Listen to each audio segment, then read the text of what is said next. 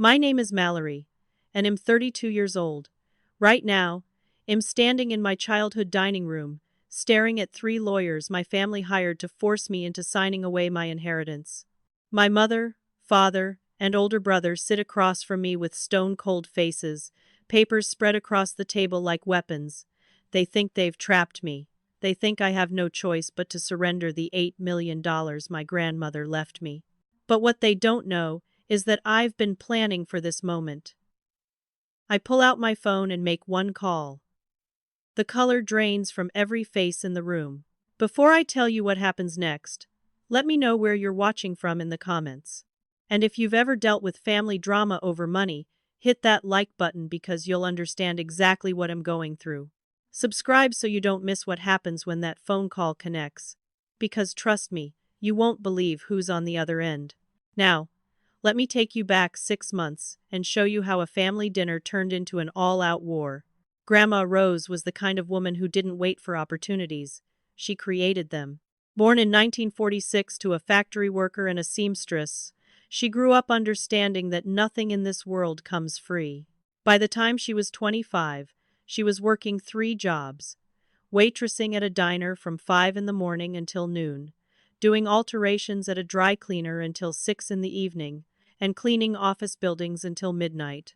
She slept 4 hours a night and saved every penny she could scrape together. In 1973, she opened her first fabric store in a tiny storefront in Portland, Maine. The shop was barely 600 square feet, but Rose had a gift for knowing what people wanted before they knew it themselves. She stocked unusual textiles, imported laces, and vintage patterns that other stores ignored. Within 5 years, she had 3 locations. By the time I was born, she owned 15 boutique fabric stores across the East Coast, each one profitable and beloved by customers who drove hours just to shop there. Rose sold her business 5 years ago for $12 million. She was 84 at the time, still sharp as a tack, still working 6 days a week because she loved what she did. The buyer was a national craft store chain that wanted her customer base and her reputation. Rose negotiated the deal herself, refused to let any lawyers push her around, and walked away with enough money to secure her retirement and leave a legacy for her family. She bought a beautiful estate in Vermont with 20 acres of land, a wraparound porch, and a view of the mountains that took your breath away. That's where she spent her final years, gardening, reading, and hosting Sunday dinners for anyone who wanted to visit. I went to see her every other weekend, driving 4 hours each way from Boston, where I worked as a project manager for a tech startup. Rose and I would sit on that porch for hours, drinking iced tea and talking about everything from business strategies to her memories of building her empire from nothing. She told me once that I reminded her of herself when she was young, ambitious, independent, and determined to make my own way without asking anyone for handouts. 6 months ago, Rose passed away peacefully in her sleep at 89 years old. The funeral was packed with people whose lives she'd touched, and I cried harder than I thought possible. The will reading happened 2 weeks later in a law office that smelled like old books and furniture polish. Rose's attorney, Mr. Caldwell, was a distinguished man in his 70s who had known Rose for 40 years. He gathered the family in his conference room: my mother Judith, my father Roland, my older brother Griffin, and me. Griffin's wife Paige was there too, sitting beside him with a tight smile. Mr. Caldwell opened the will and began reading in his measured, careful voice. Rose had left her estate and the bulk of her fortune to me, $8 million plus the Vermont property. My brother Griffin received $2 million. My mother and father each received $1 million. The room went silent. I felt my heart stop. $8 million. The Vermont house. I couldn't breathe. Mr. Caldwell pulled out a sealed envelope addressed to me and handed it across the table. Inside was a letter in Rose's handwriting, explaining her decision. She wrote that she'd watched all of us over the years, seen how we treated her and each other. She said I was the only one who visited without asking for money, who listened to her stories without checking my phone, who worked hard to build my own career instead of waiting for an inheritance. She said she trusted me to honor her legacy and use the money wisely. My hands shook as I read her words. Griffin's face turned the color of a brick. He slammed his hand on the table and demanded to know why I got so much more than him. Judith started crying immediately, dabbing at her eyes with a tissue and saying this wasn't fair, that Rose must have been confused at the end. Roland said nothing at first, just stared at me with cold calculation in his gray eyes. Mr. Caldwell calmly explained that Rose had been evaluated by 2 doctors within the year before her death, and was found to be completely mentally competent. The will was airtight. Griffin pushed back from the table so hard his chair fell over. He shouted that I must have manipulated Rose, poisoned her mind against the family, played the favorite granddaughter card to steal what should have been divided equally. Paige put a hand on his arm, but he shook her off. Judith turned to me with tears streaming down her face and asked how I could accept this, knowing it was tearing the family apart. Roland finally spoke, his voice quiet and controlled, suggesting that I should do the right thing and redistribute the money more fairly. I sat there absorbing their anger and hurt, feeling like I'd been punched in the stomach. I hadn't asked Rose for any of this. I hadn't even known she was planning to leave me so much. But she had, and she'd done it deliberately with sound mind and clear reasons. I told them I would honor Rose's wishes. That was it. I didn't apologize, didn't offer to split the money, didn't back down. Griffin cornered me in the parking lot after the meeting, getting so close I could smell coffee on his breath. He called me a greedy snake who'd always been Rose's pet. He said everyone knew I'd spent those weekends in Vermont kissing up to a lonely old woman so I could cash in when she died. Judith followed us outside and joined in, saying I was selfish and ungrateful, that after everything they'd done for me growing up I owed them more than this. Roland stood by the car and told me I had 48 hours to reconsider before they took action. I asked what kind of action. He smiled coldly and said, "I'd find out."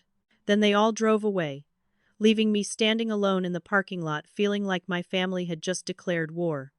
The phone calls started the next morning at 6:30.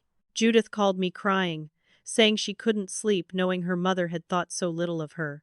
She went on for 20 minutes about how she'd sacrificed her career to raise Griffin and me, how she'd taken care of Rose when she had pneumonia 10 years ago, how she deserved more than $1 million after a lifetime of being a good daughter. I tried to explain that this was Rose's decision, not mine, but she just cried harder and hung up. An hour later, Griffin sent a text message with a screenshot of his bank statement showing he owed $300,000 on various credit cards and business loans. He said if I really cared about family, I'd help him out of the hole he was in. By lunchtime, Roland had emailed me a 10-paragraph letter about family loyalty, duty to your elders, and the importance of maintaining relationships over money. He said Rose would be heartbroken to see us fighting like this, and strongly implied I was dishonoring her memory by refusing to share. My phone rang 15 to 20 times per day for the entire first week. Sometimes it was Judith sobbing about retirement plans she could no longer afford. Sometimes it was Griffin raging about his failing car dealership. Sometimes it was Roland speaking in that calm, rational voice that made me feel like I was the crazy one for not immediately giving in. They started showing up at my apartment unannounced. I'd come home from work to find Judith sitting on the steps outside my building, with old photo albums spread across her lap. She'd flipped through pictures of me as a baby, pointing out every birthday party and Christmas morning and family vacation they'd paid for. She'd calculate out loud what they'd spent raising me, and suggest that $8 million minus 18 years of expenses should really belong to them. Griffin came by one evening with Paige and their 2 kids, making a big show of how little Tommy needed braces, and Emma wanted to go to soccer camp but they couldn't afford it now. The kids looked uncomfortable and confused. Paige kept apologizing with her eyes. Griffin stood there with his arms crossed, saying this was on me if his children missed out on opportunities. I felt sick to my stomach, but I didn't let them inside. I told them Rose's will was final and they needed to accept it. Griffin called me a heartless witch and left, dragging his family with him. The second week, they escalated to public shaming. Judith posted vague messages on social media about family members who abandon their loved ones when they come into money. She never used my name, but everyone knew who she meant. Friends from my hometown started messaging me asking what was going on.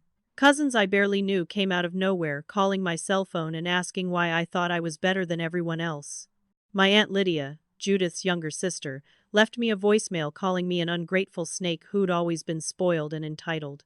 Someone posted in our town's community group, asking if anyone else had relatives who got greedy after an inheritance, and the comments filled up with people saying they'd heard about the situation with Rose's will and felt terrible for my parents. Old family friends stopped liking my posts online. The few who reached out did so with carefully worded messages suggesting I should consider compromising for the sake of peace. I felt completely isolated. These were people I'd known my entire life, and they were all turning against me based on my family's version of events. Week 3 brought threats. Griffin left a message on my voicemail saying he was consulting with attorneys about suing me for mental anguish and emotional distress. Roland sent an email with legal terms like undue influence and diminished capacity, suggesting they had grounds to contest the will based on Rose's mental state. They hired a private investigator to follow me around, trying to dig up anything they could use against me. I started noticing the same dark sedan parked outside my building at odd hours. My coworkers mentioned that someone had called the office asking questions about my job performance and whether I'd taken any suspicious days off in the months before Rose died. Then one morning I walked out to my car and found all 4 tires slashed. I had no proof it was Griffin, but I knew in my gut it was him or someone had sent. That was when I realized this wasn't going to stop. They were going to make my life hell until I either gave in or fought back. I called a lawyer that afternoon. His name was Devin Whitmore, a sharp-eyed attorney in his 50s who specialized in estate disputes. I told him everything. He listened carefully, took notes, and told me I needed to document everything and prepare for a long battle. Devin advised me to stop being defensive and start gathering information. He said the best way to protect myself was to understand exactly why my family needed money so desperately that they'd wage this kind of campaign. I took his advice and hired a private investigator named Sienna Rhodes, a former police detective who now ran her own agency. Sienna was a woman in her early 40s with sharp features and sharper instincts. I gave her names, dates, and everything I knew about Griffin's business. 2 weeks later, she handed me a folder that made my stomach drop. Griffin's car dealership, a franchise operation selling luxury vehicles, was drowning in debt. He owed nearly $3 million to various suppliers, lenders, and the franchise headquarters itself. The business had been struggling for 5 years, but Griffin kept it afloat by taking out loans against the property and equipment. Had been gambling heavily at casinos in Connecticut, losing $400,000 over the past 2 years at poker tables and slot machines. Sienna had bank statements, credit card bills, and casino comp records that painted a picture of a man spiraling out of control. But it got worse. Griffin had taken out personal loans using the dealership as collateral, lying to lenders about the business profitability. Had fudged inventory reports and inflated sales numbers to keep the franchise headquarters from pulling his license. The national franchise company was already investigating him for financial misconduct and was on the verge of terminating his agreement. If that happened, Griffin would lose everything. The business, the property, his house which had refinanced to pour more money into the dealership, even his marriage, because Paige had already moved out 3 weeks ago and taken the kids to her mother's place. Griffin was facing complete financial collapse and possible fraud charges. No wonder he was desperate for my inheritance. $3 or $4 million would solve most of his problems, at least temporarily. But throwing money at a gambling addict with no business sense wouldn't fix anything. It would just delay the inevitable. Sienna didn't stop with Griffin. She dug into Roland's finances and found something even more disturbing. My father had been running an investment scheme with his friends from the golf club. Had convinced 5 different couples to let him manage their retirement savings, promising returns of 12 to 15% annually through a special fund he had access to. In reality, Roland had put the money into extremely risky ventures: penny stocks, unproven tech startups, and something involving cryptocurrency that I didn't fully understand. Over 3 years, Head lost nearly $600,000 of other people's money. The couples were starting to ask questions. 2 of them had already threatened to sue. Roland was facing potential fraud charges if anyone went to the authorities. Had been lying to Judith about their financial security, telling her everything was fine while secretly panicking about the lawsuits and criminal exposure. He needed money desperately to pay people back before they destroyed him. And Judith? Sienna's investigation revealed that my mother knew everything. She wasn't the innocent victim she pretended to be. She knew about Griffin's gambling and Roland's investment disasters. She'd been helping them strategize how to pressure me into giving up the inheritance. In fact, Judith had been the mastermind behind the emotional manipulation campaign. The social media posts, the photo album ambushes, the calls from distant relatives, all of it had been coordinated by her. She'd even encouraged Griffin and Roland to be more aggressive, suggesting they hire lawyers and threaten litigation.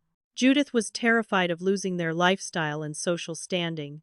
They lived in a big house in a nice neighborhood, belonged to the country club, drove expensive cars.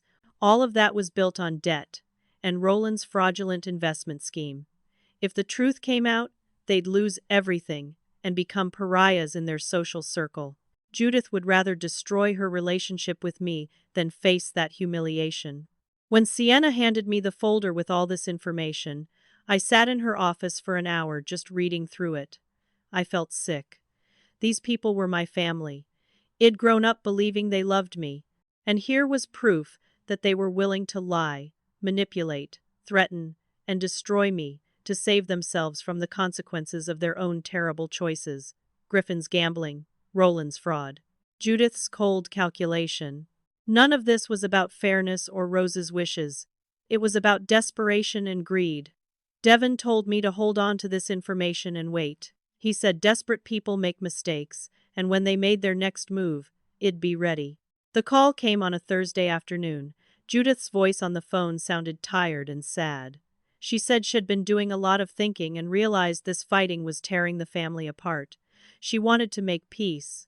She invited me to a family dinner that Saturday evening, just the four of us, to talk things through calmly and find a solution everyone could live with. She promised Griffin and Roland would apologize for how aggressive they'd been. She said she just wanted her family back. I was skeptical. After everything Sienna had uncovered, I knew Judith was the last person I should trust. But a small part of me, the part that still remembered being a kid and feeling loved by these people, wanted to believe that maybe they'd come to their senses. I told Devon about the invitation. He warned me to be extremely careful, said it could be a setup. I told him I'd go, but I'd be prepared for anything. Saturday evening I drove to my childhood home, a colonial-style house with blue shutters and a big oak tree in the front yard. I'd played under that tree as a kid, had my first kiss behind it when I was 16. Now the house felt like enemy territory. I parked in the driveway and walked up to the front door. Judith answered with a tight smile and a hug that felt stiff and forced. She led me through the house toward the dining room, making small talk about the weather and asking about my job. When I walked into the dining room, my blood ran cold. Griffin and Roland sat on one side of the long table. On the other side sat three men in expensive suits with briefcases open in front of them. Papers were spread across the table like a battlefield. I stopped in the doorway. Judith stepped around me and took a seat next to Roland. It'd been set up. The lead lawyer stood and introduced himself as Mr. Hawthorne from Whitfield and Associates. He was a man in his 60s with silver hair and cold eyes. He gestured to a chair across from him and said they were here to resolve the inheritance dispute in a fair and equitable manner. I didn't sit. I asked what this was. Judith dabbed at her eyes with a tissue and said this was the only way to save the family, that she'd tried everything else, and I'd left them no choice. Hawthorne explained in a calm, practiced voice that they'd prepared documents for me to review and sign. He slid 3 stacks of paper across the table. The first document proposed splitting the $8 million 4 ways, $2 million for each of us. The second document transferred the Vermont estate into a family trust that would be managed by Roland with all 4 of us as beneficiaries. The third document stated that I would pay all legal fees for this mediation, which currently totaled $47,000. Hawthorne folded his hands and said, "If I sign these documents tonight, we could put this unfortunate situation behind us and move forward as a family." Griffin leaned back in his chair with a smirk on his face, clearly thinking he'd won. He added that if I didn't sign, They were prepared to tie up the inheritance in court for years. He said they had evidence that Rose wasn't mentally competent when she made the will, that Id isolated her from the family and manipulated her into cutting everyone else out. Roland's voice was quiet and menacing when he spoke. He said they also had information about certain family secrets involving me, things that would be very embarrassing if they came out in court. He didn't elaborate, but the threat was clear: sign or we'll destroy your reputation along with everything else. Hawthorne pushed a pen across the table toward me. The room was silent, except for the ticking of the grandfather clock in the corner. My heart was pounding so hard I could feel it in my throat. My hands were shaking. I looked at my mother, who wouldn't meet my eyes. I looked at Griffin with his arrogant smirk. I looked at Roland with his cold, calculated expression. For a moment, I felt myself starting to break. Maybe it would be easier to just sign. Maybe fighting them would cost more than it was worth. Maybe I should just give them what they wanted and walk away. Then I heard Rose's voice in my head, as clear as if she were standing next to me. Shed said something to me 3 days before she died, when Id visited her in Vermont for the last time. We'd been sitting on the porch watching the sun set over the mountains. Shed taken my hand and said, "Stay strong, sweetheart. Don't let anyone take what you've earned, not with money and not with guilt." Id asked her what she meant. Shed just smiled and squeezed my hand. I stood up slowly. Everyone at the table tensed. I pulled my phone out of my pocket. Griffin asked what I thought I was doing. Judith started to say something, but I held up my hand. I scrolled through my contacts until I found the number Id saved 5 weeks ago. The one Id hoped I wouldn't need but had prepared just in case. I pressed dial and put the phone on speaker. The room went silent. It rang twice before a confident male voice answered. He said, "Mallory, is it time?" I looked directly at Griffin and said, "Yes, Mr. Thornton, it's time." Griffin's face went from smug to white in about 2 seconds. Judith gasped and said, "Wait, Thornton, as in Julian Thornton?" I smiled, and it wasn't a nice smile. I said the very same.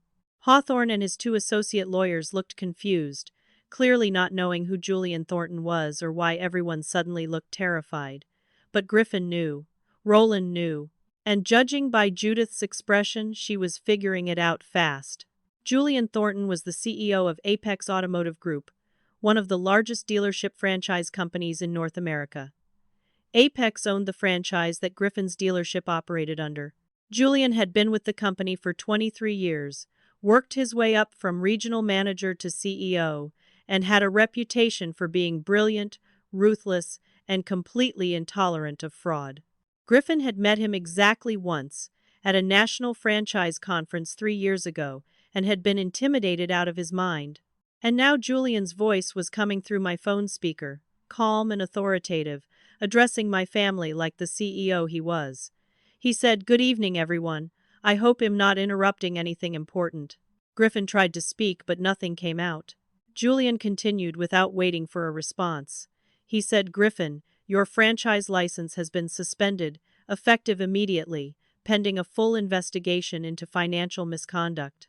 Griffin found his voice and started shouting that this was insane, that had done nothing wrong, that Julian couldn't just suspend his license without cause.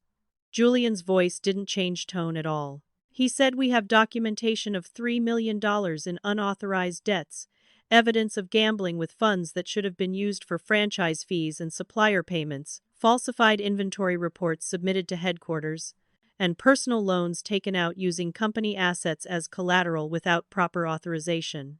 He said the suspension was effective as of 5 o'clock this evening, and Griffin would receive official notice by courier within the hour. Griffin's face went from white to red to purple. He looked like he was going to have a heart attack right there at the table. But Julian wasn't done. His voice came through the speaker again, this time addressing Roland. He said, "And Roland, I believe you're acquainted with the Securities and Exchange Commission investigator. I forwarded your investment records to this afternoon." Roland's mouth opened and closed like a fish gasping for air. Julian explained in that same calm tone that Head received information about an unlicensed investment scheme involving misappropriation of retirement funds. He said Head felt obligated as a concerned citizen to pass that information along to the appropriate authorities. Roland stood up so fast his chair fell backward. He tried to say something, but Julian kept talking.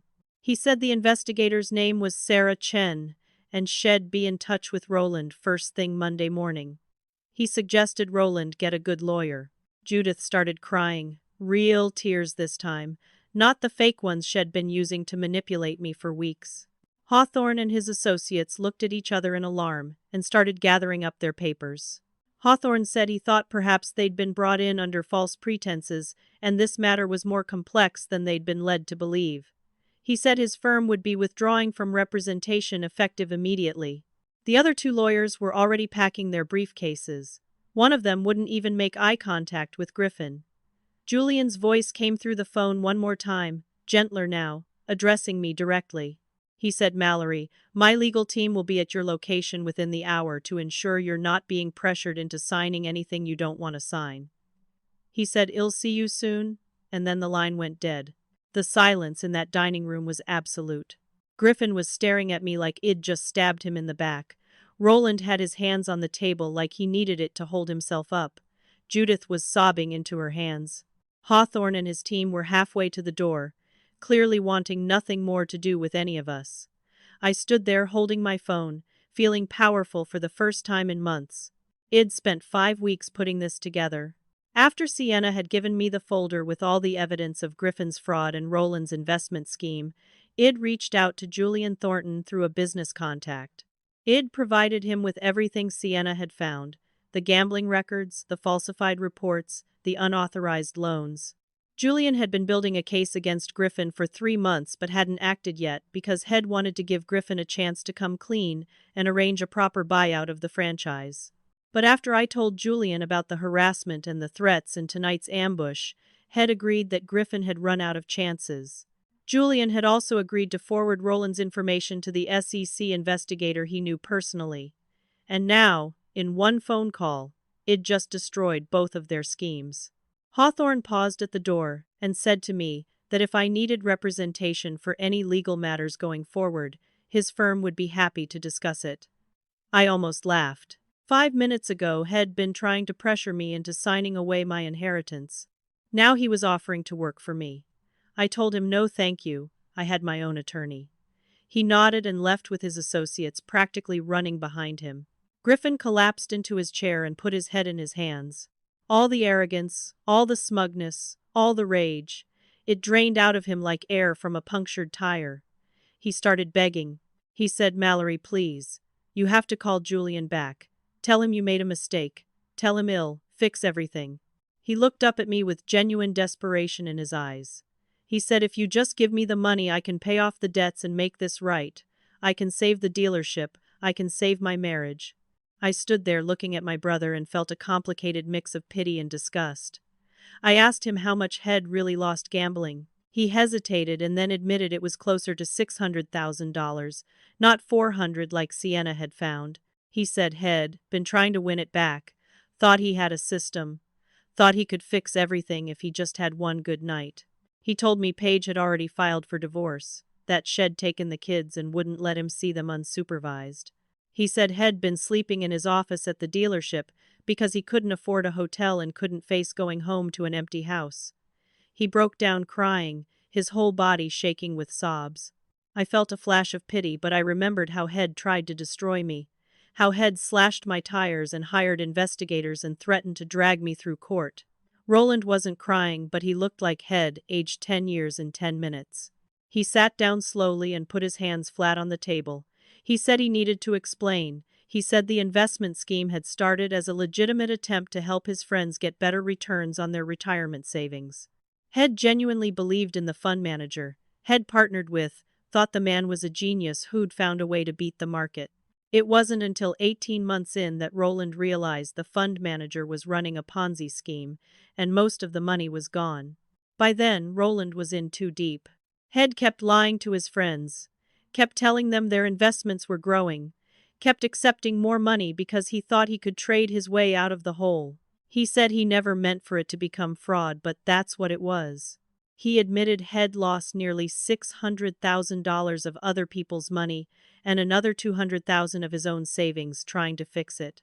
He said 5 couples were threatening to sue, and 2 of them had already contacted a lawyer about pressing criminal charges. Roland looked at me and said he was 63 years old, too old to start over, too old to survive prison. He begged me to help him avoid that fate. I asked him why he didn't come to me honestly before all this. Why the threats and manipulation and lawyers? Roland had no answer. He just sat there with his head hanging down, looking defeated. Judith finally spoke up, her voice shaky and desperate. She tried one more manipulation, reminding me that she was my mother, that she'd given birth to me and raised me and made sacrifices I couldn't even understand. She brought up memories from my childhood, the time she'd stayed up all night sewing my costume for the school play, the way she'd driven me to soccer practice twice a week for 6 years, how she'd helped me study for exams, and supported my decision to go to college out of state. She said a good daughter would help her family in their time of need. She said that's what Rose would have wanted. That's when I snapped. I told Judith to stop. I said Rose would absolutely not have wanted this. Rose left me the money specifically because she knew this would happen, knew they'd come after me with guilt and threats and manipulation. I said Judith had orchestrated this entire thing, that I knew she'd been coordinating the harassment campaign and telling Griffin and Roland to be more aggressive. I asked her if she'd ever actually loved me, or if she'd just seen me as a potential source of money when Rose died. Judith opened her mouth to respond, but nothing came out. She just sat there looking at me with tears streaming down her face, and I realized she didn't have an answer. Maybe she didn't even know herself. The 3 lawyers had left. The papers were still spread across the table. Outside, a black SUV pulled into the driveway. Julian Thornton walked through the front door like he owned the place. He was tall, probably 6'3", with dark hair going silver at the temples, and sharp blue eyes that took in everything at once. He wore a tailored navy suit that probably cost more than most people's monthly rent, and he carried himself with the quiet confidence of someone who'd spent decades making decisions that affected thousands of people. 2 lawyers from his firm followed him in, a woman in her 40s with red hair and a younger man carrying a briefcase. Julian nodded at me with something like respect in his eyes. We'd spoken on the phone several times over the past few weeks, as Head investigated Griffin's franchise. But this was the first time we'd met in person. He shook my hand firmly and said, "It's good to finally meet you face to face, Mallory." Then he turned to Griffin and his expression went cold. He said, "Griffin, I want you to understand the seriousness of your situation. Your franchise agreement with Apex Automotive Group has been terminated. Effective Monday morning, our repossession team will arrive at your dealership to seize all vehicles, equipment, and property that belongs to Apex. You'll have 72 hours to remove your personal belongings from the premises." Griffin tried to interrupt, but Julian held up a hand. He said you falsified financial reports, misused franchise fees, and took out unauthorized loans using our equipment as collateral. Any one of those would be grounds for termination. All 3 together means you're lucky we're not pursuing criminal charges. Griffin's face crumbled. He asked what he was supposed to do, how he was supposed to pay back the $3 million he owed. Julian said that was Griffin's problem, not Apex. But then Julian said there was one option. Apex was willing to buy the dealership location and remaining assets. They'd pay off the legitimate business debts, the ones that weren't related to Griffin's gambling or personal loans. The amount would probably come out to around $1.2 million, which would clear most of the supplier debts and franchise fees. Griffin would walk away with nothing, but he also wouldn't be criminally prosecuted for fraud. The deal required Griffin to accept within 48 hours and sign a non-compete agreement. He'd never work in the automotive industry again in any capacity. It was a lifeline, barely, but it was more than Griffin deserved. Griffin looked at Julian with desperate gratitude and said, "Head, take it. Head, sign whatever they wanted." Julian's lawyer stepped forward with papers already prepared. Griffin signed right there at the dining room table with shaking hands. Just like that, his entire career was over. Julian turned his attention to Roland. He said, "I understand you're in a different kind of trouble. The SEC investigation is very real, and based on the evidence I've seen, you're likely facing both civil and criminal penalties." Roland asked in a hollow voice if there was anything that could be done.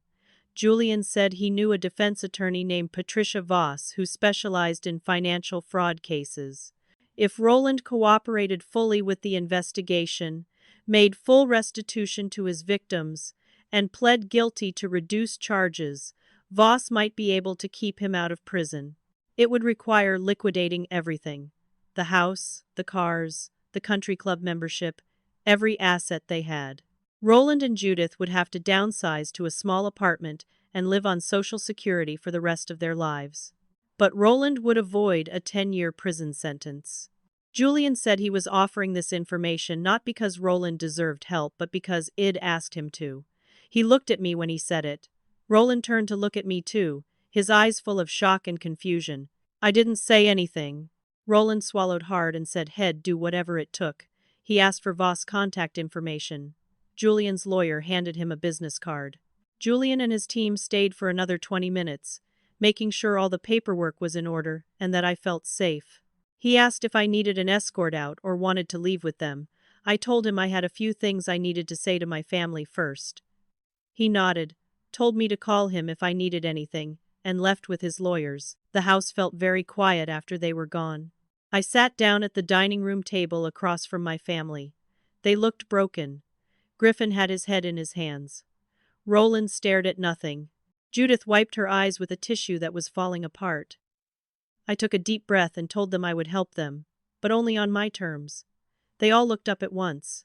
Griffin started to say something, but I cut him off. I said I would help, but not the way they wanted. I wasn't giving them millions of dollars to waste or bail them out of problems they'd created through their own terrible choices. But I wouldn't leave them to completely destroy themselves either. For Griffin, I told him it'd pay off his house so Paige and the kids would have somewhere to live. $200,000 would go into a trust controlled by Paige, not Griffin. That meant his ex-wife and children would have housing security, but he wouldn't get a dime to gamble away. It also put $100,000 into a college fund for each of his kids, Tommy and Emma, in protected accounts that Griffin couldn't touch.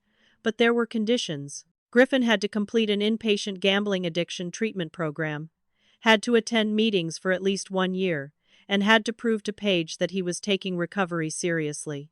If he refused treatment or if he contacted me even once asking for more money, every bit of help would stop, and the trusts would be dissolved with the money going to charity. Griffin asked if I was serious. I told him I'd never been more serious about anything in my life. He nodded slowly and said he'd go to treatment. He said he owed it to his kids.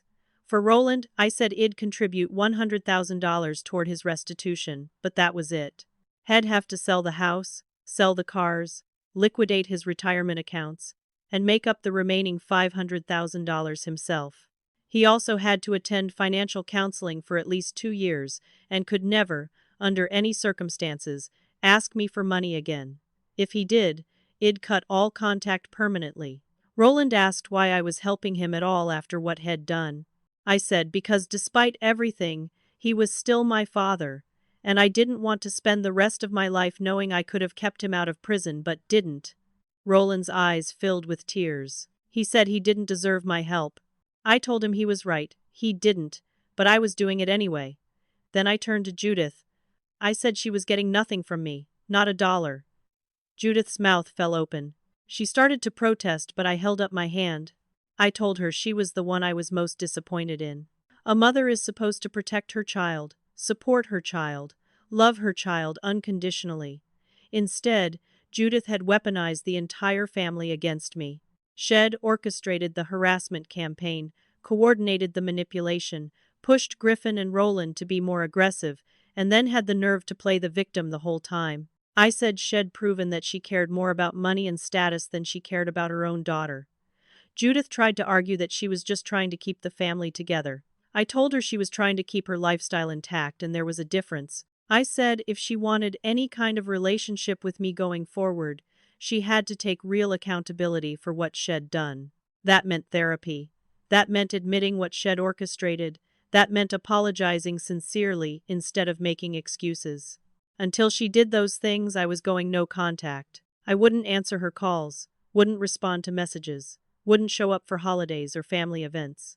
Judith's face twisted with anger. She said I was being cruel and heartless. She said I was punishing her for trying to help her family survive. I stood up and told her she could tell herself whatever story she needed to feel better, but we both knew the truth.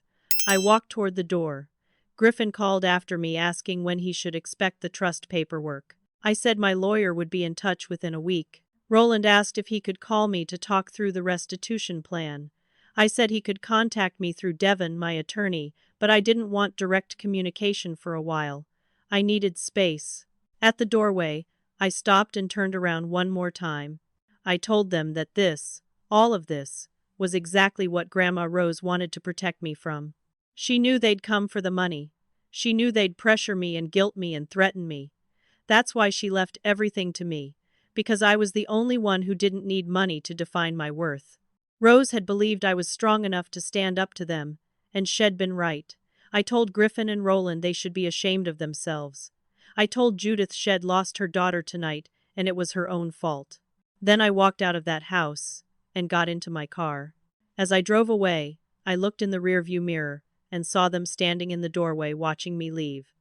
I didn't know if I'd ever go back to that house again. Part of me hoped I wouldn't have to. 3 months passed. I moved to Vermont, to the estate Rose had left me. The house was more beautiful than I'd remembered. It sat on a hill, overlooking miles of mountains that turned gold and orange as autumn set in. The wraparound porch had rocking chairs where I could sit for hours watching the clouds move across the sky. The 20 acres included a small pond, walking trails through the woods, and a garden that Rose had tended for years. I spent the first month just settling in, making the house mine while keeping Rose's spirit alive in every room. I hired a local woman named Betty to help me maintain the property, and she turned out to be wonderful company, full of stories about Rose and the community. I started a scholarship fund in Rose's name for first-generation college students. Working with a financial advisor Julian had recommended, I invested $5 million of the inheritance in a trust that would generate about $200,000 per year in scholarships. The fund would help 10 students annually, with $20,000 each, for tuition, books, and living expenses. Applications would prioritize young people from low-income families who were the first in their family to attend college, just like Rose had been the first in her family to build a business. The scholarship launched in January, and the response was overwhelming. Over 500 students applied in the first month. Reading their essays about overcoming obstacles and fighting for their education made me cry. Rose would have loved it. Griffin completed a 60-day inpatient treatment program at a facility in Massachusetts. I got updates through Devon, who'd been handling the trust paperwork. Griffin was apparently doing well, attending meetings every day, working with a therapist who specialized in addiction. Paige agreed to let him see the kids supervised after had been clean for 3 months. He got a job as a sales manager at a regular car lot, nothing fancy, making about $60,000 per year. It was humbling work after running his own dealership, but he showed up every day and did his job. The house had paid off meant Paige and the kids had stability. Emma was in soccer camp. Griffin sent me one letter through Devon, not asking for anything, just thanking me and saying he was sorry. I didn't respond, but I kept the letter. Roland sold everything. The house went on the market and sold in 6 weeks. They moved into a 2-bedroom apartment in a complex for seniors. Roland liquidated his retirement accounts, sold both cars, and managed to scrape together $400,000. Combined with my $100,000, he paid back most of his victims. 2 couples agreed to drop their lawsuits. The other 3 accepted payment plans for the remaining amounts. Patricia Voss negotiated a plea deal where Roland pled guilty to misdemeanor fraud and received a suspended sentence with 5 years probation. He avoided prison but had to complete 300 hours of community service and was banned from providing any kind of financial advice professionally. He got a job working as a compliance officer for a financial advising firm, teaching younger advisors how to avoid the mistakes he'd made. It was ironic, but apparently he was good at it. He and Judith lived quietly. I got occasional updates through Devon, but we didn't speak directly. Judith never did go to therapy. She never took accountability. Instead, she told everyone who would listen that I'd abandoned the family, that Rose had turned me against them, that I was cold and heartless. Some people believed her. Others saw through it. I stopped caring what people thought. Judith sent me emails occasionally, long, rambling messages about how much she missed me and how family should forgive each other. She never once apologized for orchestrating the ambush or the harassment campaign.